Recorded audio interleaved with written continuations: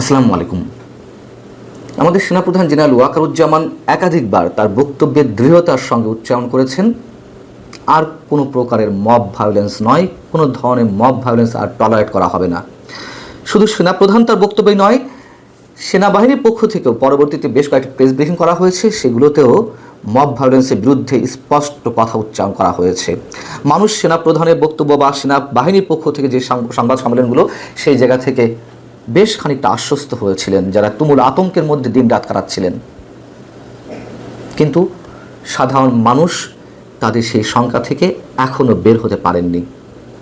Mob violence এখনও চলছে, হয়তো কিছুটা কমেছে, কিন্তু মানুষের আশ্বস্ত হওয়ার মতন জায়গায় মানুষ এখনও পৌঁছাতে পারেনি। কেন পারছেন না সেনাপ্রধান বা সেনাবাহিনী? সেনাপ্রধানকে কাজ করতে দেওয়া হচ্ছে না, নাকি কোথাও তার বিশেষ দুর্বলতা রয়েছে? মানুষ সেনাবাহিনীর উপরে এখনও পর্যন্ত আস্থা রাখছে।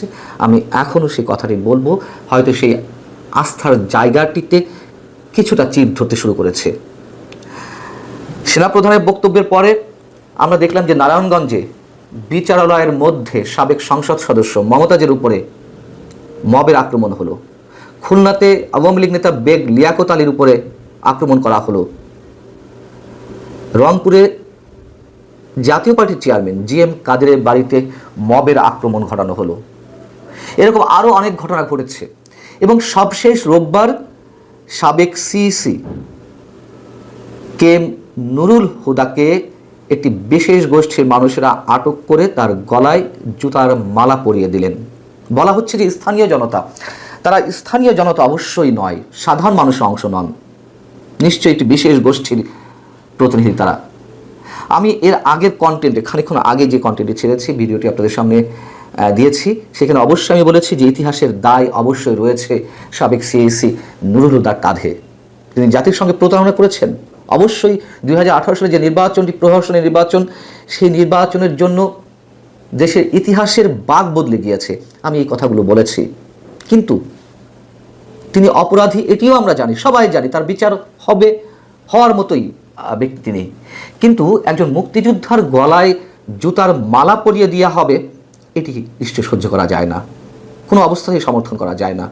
একজন মুক্তিযোদ্ধা অপরাধ করতেই পারেন, মুক্তিযোদ্ধা তার ফেরেশতা নন, তার জন্য অবশ্যই দেশের প্রচলিত আইনে বিচার হবে। কিন্তু জুতার মালা কেন? সেই জায়গা থেকে প্রশ্ন উঠছে যে সেনাবাহিনী কি পারছে না, নাকি তাদের কোনো ধরনের উদাসীনতা রয়েছে, নাকি তাদেরকে কাজ করতে দেওয়া হচ্ছে না?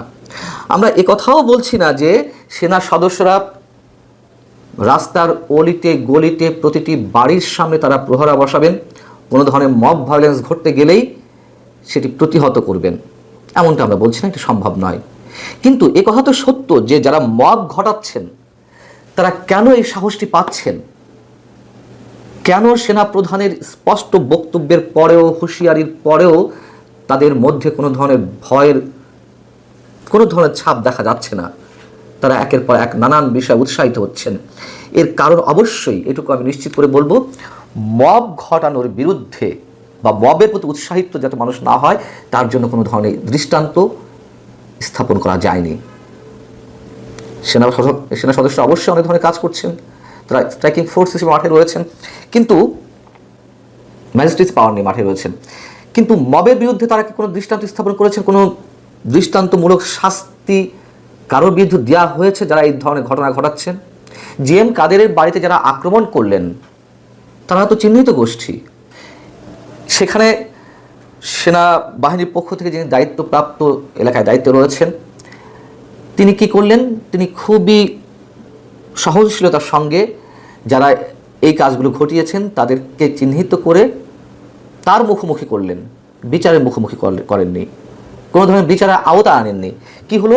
BNP এবং জাতীয় নাগরিক কমিটি বা NCPর যেই নেতাকর্মীরা এই কাজটি ঘটিয়েছিলেন, তারা নিজেরা স্বীকার করলেন, তারা সরি বললেন, ওই পর্যন্ত শেষ।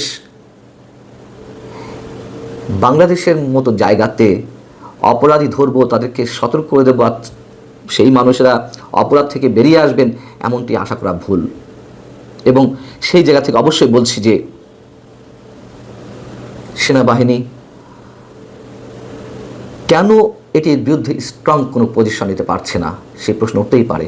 কোথায় সেনাবাহিনীর দুর্বলতা? কোথায় সেনা প্রধানের দুর্বলতা? এবং এই কথা তো সত্য যে 5 আগস্টের পরে ডক্টর ইউনূস সরকারের প্রতি মানুষের যে আকাঙ্ক্ষা ছিল, সেই জায়গা থেকে তুমুলভাবে তারা ছিটকে গিয়ে সেনাবাহিনীর উপরেই আস্থা রাখছিল, সেনা প্রধানের উপরেই তারা বিশ্বাসটি স্থাপন করার চেষ্টা করছিলেন। অন্যান্য সব জায়গা বাদ দিলাম, এই জায়গাটিতে মানুষ কেন এখনও নিশ্চিত হতে পারছে না যে না, এই ধরনের কোনো সমস্যার মুখোমুখি, এই ধরনের কোনো ভয়ঙ্কর ঘটনার মুখোমুখি তাদেরকে হতে হবে না। আমাদের মহামান্য উপদেষ্টা ডক্টর মোহাম্মদ ইউনূস রোববারই একটি অনুষ্ঠানে যে কথাগুলো বলেছেন, খুবই হাস্যকর মনে হয় তার কথাগুলো ইদানিং আমাদের কাছে, খুবই স্বাভাবিক। তিনি বলছেন যে আজকে জুলাইয়ে মানবতা বিরোধী অপরাধীদের বিচারে জাতি ঐক্যবদ্ধ হয়েছে, আন্তর্জাতিক অপরাধ ট্রাইব্যুনাল প্রতিষ্ঠা করা হয়েছে জুলাইয়ে সংঘটিত মানবতা বিরোধী অপরাধের তদন্ত এবং বিচার কাজের জন্য।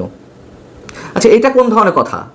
মানবতা বিরোধী অপরাধ ট্রাইব্যুনাল গঠিত হয়েছিল 71-এ মানবতা বিরোধী অপরাধের বিচারের জন্য। এই নতুন নতুন কথা তিনি কোত্থেকে উদ্ভব করছেন? বেশ ভালো কথা, তার স্লিপ অফ টাং আমরা ধরে নিলাম। এবং তিনি বলছেন এই একটি বিচার মানুষ দেখতে চায় এবং আজকে আমাদের জন্য একটি ঐতিহাসিক মুহূর্ত, কারণ আমরা সামনে জুলাই অভ্যুত্থানের 1 বছর উদযাপন করব। আমাদের তরুণরা রক্তের বিনিময়ে তাদের প্রত্যাশার কথা জানিয়েছে এবং আমাদের দায়িত্ব হচ্ছে তাদের নতুন বাংলাদেশ গড়ার স্বপ্নকে বাস্তবে রূপ দেওয়া।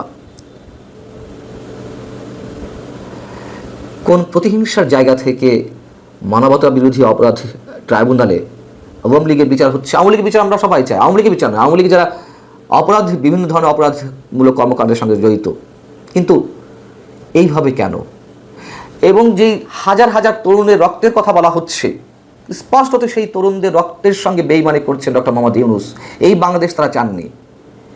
এইভাবে একটি বিশেষ দলের বিরুদ্ধে, মুক্তিযুদ্ধের চেতনার বিরুদ্ধে দাঁড়িয়ে বিশেষ এজেন্ডা নিয়ে কাজ করতে হবে, এমন কোনো কথা কোনো তরুণ, বাংলাদেশের কোনো মানুষ আশা করেনি 5 আগস্টের আগে। এবং এটুকু আমরা নিঃসন্দেহে বলতে চাই যে প্রফেসর ডক্টর ইউনূস তিনি নিজের স্বার্থ হাসিলের জন্য প্রতিহিংসার জায়গা থেকে বিচার ব্যবস্থা থেকে শুরু করে আর অন্যান্য যা কিছু রয়েছে সব জায়গায় তিনি দৃষ্টান্ত স্থাপন করছেন। ভালো থাকুন সবাই। আল্লাহ হাফেজ।